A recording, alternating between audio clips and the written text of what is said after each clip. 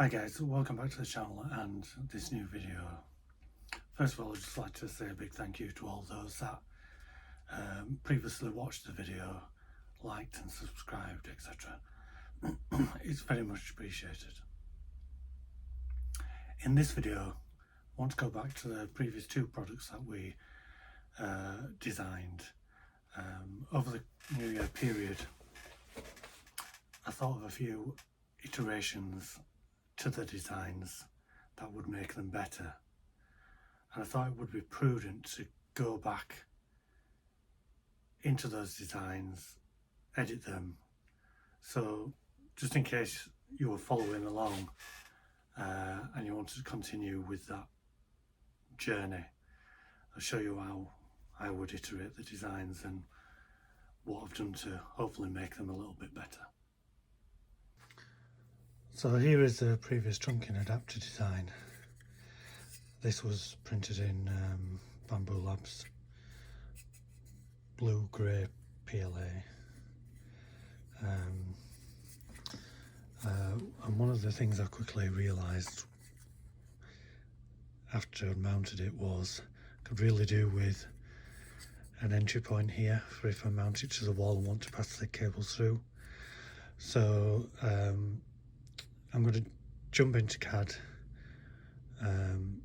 with this particular design and show you those alterations. One other thing I did forget when I did the video, I forgot to upload the actual part to show it going in the trunking, and luckily for me this particular part fitted first time. As you can see, the holes marry up good enough to pass a bolt through if need be. So coming back to the trunking bracket, I want to make a slight alteration on this one as well. So go back to the original sketch, double click on it, brings the sketch up. What I want to be able to do is pass wires through this bracket if need be.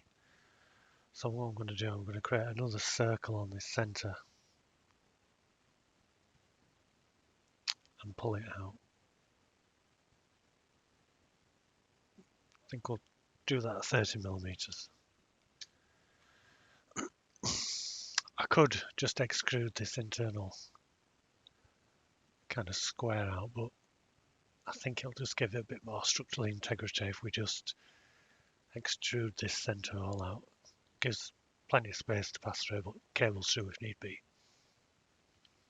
So I've clicked the finish sketch on that. Then I have to go and select,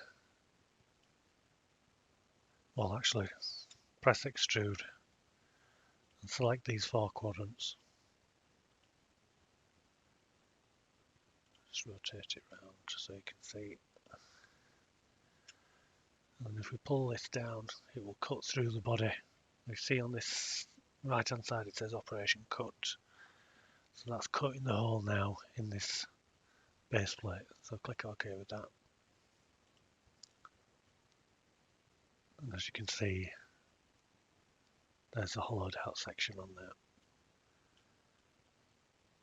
So I'm going to get some of these printed as well. See how they turn out. Just thinking about it, I might just put a little fillet on that edge.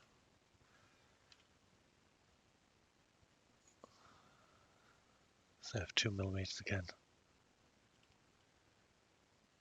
That just saves any sharp edges if you are passing any kind of cabling through there.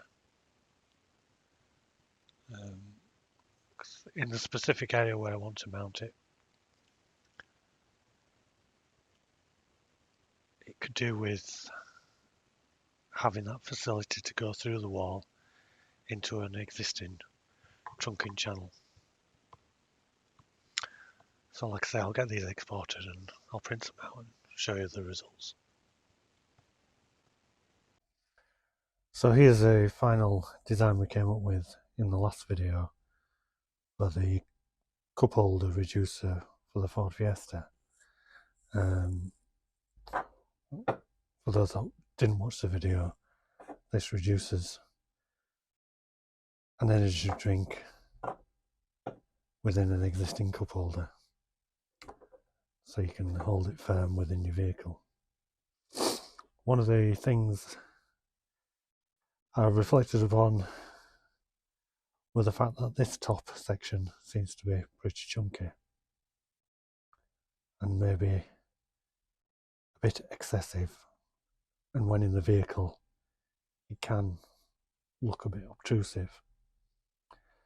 So I'm going to jump into CAD and make a few alterations to this to not only improve the design but lower the time to print, lower the amount of filament used, etc, etc.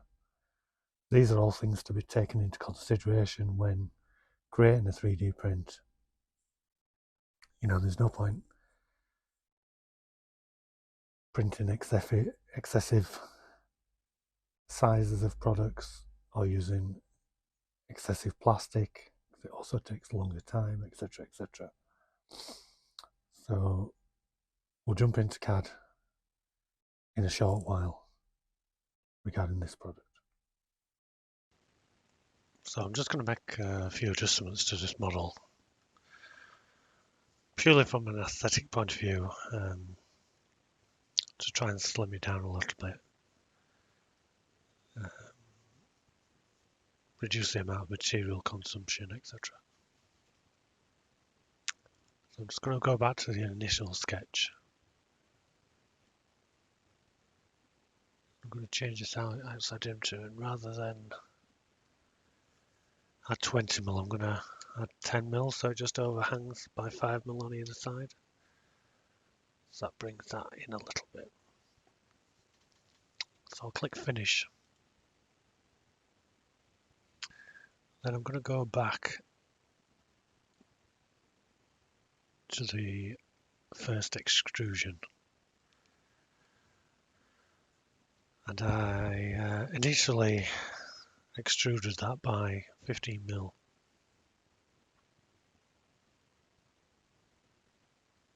I'm going to go back and change that to 8mm. Or in this case, minus 8mm. So click on OK with that. And as you can see now, the model looks, you know, all askew. So what we need to do is go back to that fillet. As you can see, when you highlight it, highlights that fillet. I'm going to change that now. I'll do it manually so I can see.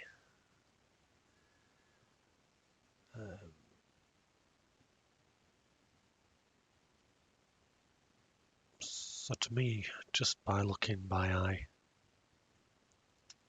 that looks just a little bit better.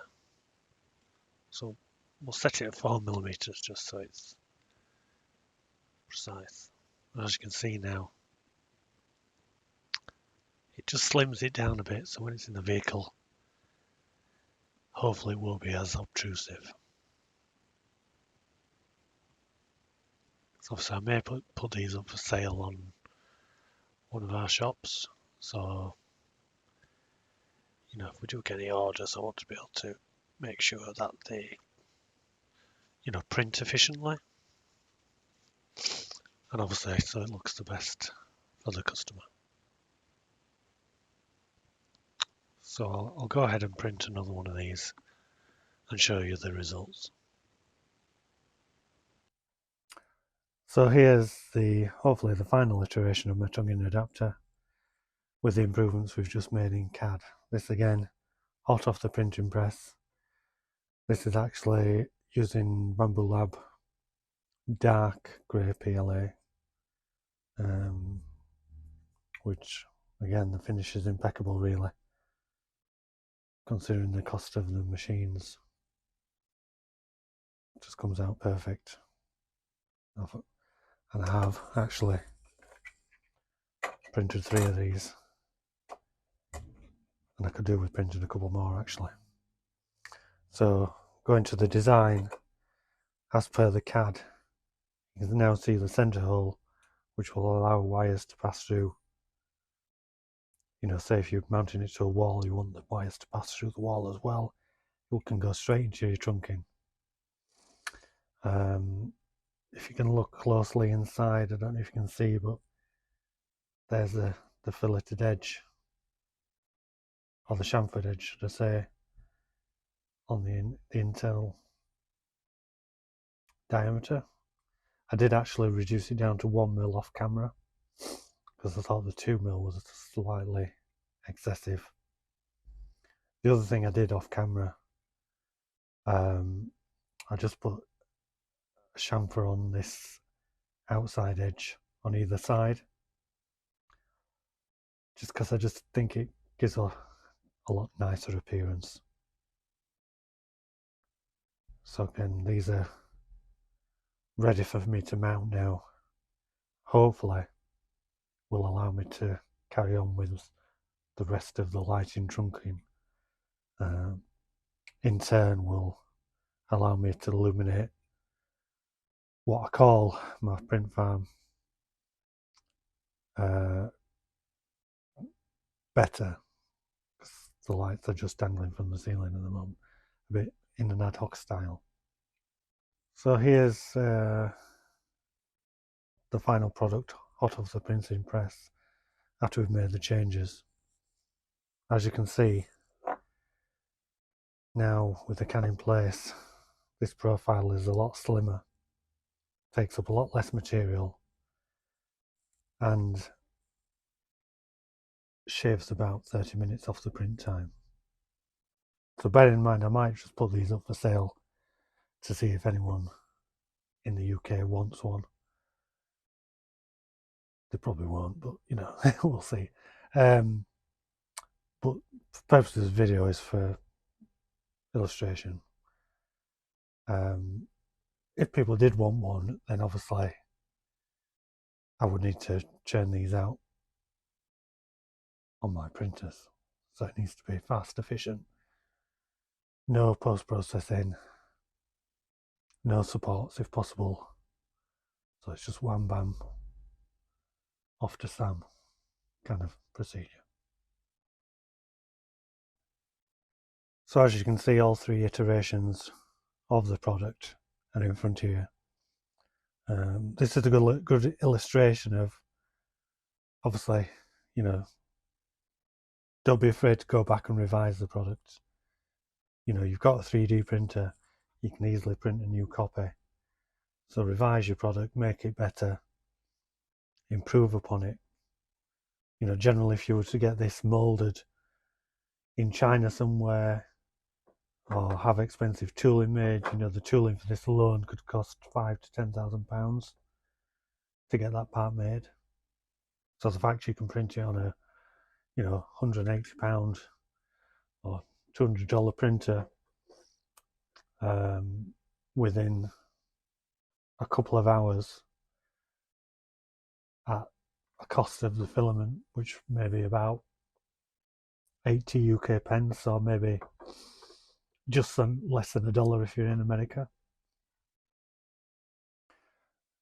So like I say, as you can see, here's the transition: the test print in PLA, secondary print in PETG, where we refine the dimensions, and then me having a bit of a reflection on New Year's Day. Thought, you know, let's modify it, slim it down, make it more efficient. It's like I say, don't be afraid. You know, go back to your designs, redo them until you know, you're totally satisfied. At the end of the day, if you're satisfied, the customer will be satisfied, and you'll know that you've done that product to the best of your ability. So thank you guys for watching this brief video. Hope again that you liked the content and you found some of it useful. If you can like and subscribe the video, it would be appreciated, and comment as well. You know, have you got any recommendations? You know, I'm no expert. I'm always willing to learn new things. You know, you tell me what I'm doing wrong if need be. You know, tell me improvements, and then I may revisit those in subsequent videos, and answer some of those questions. I know they're not the most exciting products just at the moment. I do hope to bring you some more, you know, everyday common fixes. Generally, in my so-called print farm, as you would say, I tend to just stick to functional prints. I don't do any of these kind of gimmicky toys and etc, etc. Like I said, we do have another business to run, so the 3D printing element is kind of just on the side. Generally, I do a functional print when the need arises, or if I have one of many ideas that I tend to have floating around in my mind at any one time. So as and when they do crop up, I will bring you the videos and bring you the designs going forward. So, like I said, once again, thank you very much, and hopefully I'll see you again in the next video.